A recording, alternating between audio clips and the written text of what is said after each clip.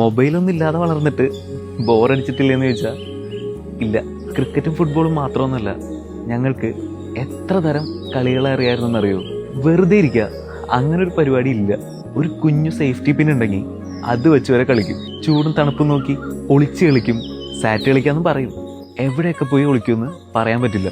ചിലപ്പോൾ വല്ല കാട്ടിലെല്ലാം പോയി ഒളിച്ച് മേലാകെ ചൊറിഞ്ഞു കയറി വരും. ഏറുപന്ത് കളിക്കണം. കളിച്ച് പുറമെല്ലാം എറിഞ്ഞ് പൊളിക്കും. ഇനിയിപ്പോൾ ഒന്നും കിട്ടിയില്ലെങ്കിൽ സൈക്കിളിൻ്റെ എല്ലാം ടയർ ചുമ്മാ ഉരുട്ടിക്കൊണ്ട് കിടക്കും. അതുപോലെ പഴയ റബ്ബർ ചെരുപ്പ് വെട്ടി വട്ടത്തിലാക്കും. എന്നിട്ടൊരു ഉജാലയുടെ ബോട്ടിലും കൊടുക്കും. വണ്ടിയാക്കി ഓടിച്ചുകൊണ്ട് കിടക്കും. നൂറാങ്കോല്, കല്ലുകളി, തീപ്പെട്ടിപ്പടം, ക്രിക്കറ്റ് കാർഡ്, പെൻ ഫൈറ്റ്. നാട് മാറുന്നതിനനുസരിച്ച് കളിയുടെ പേരിലെ വ്യത്യാസം ഉണ്ടാവും. വൈകുന്നേരം ആകുമ്പോൾ എല്ലാ കളിയും കഴിഞ്ഞ് വേർത്ത് കുളിച്ച് ഏതെങ്കിലും കിണർ കണ്ട അതിലെ വെള്ളവും കോരി കുടിച്ച് എല്ലാവരും വീട്ടിലേക്ക് കയറി ചെല്ലുന്നത് ഒരുപോലെ തന്നെ.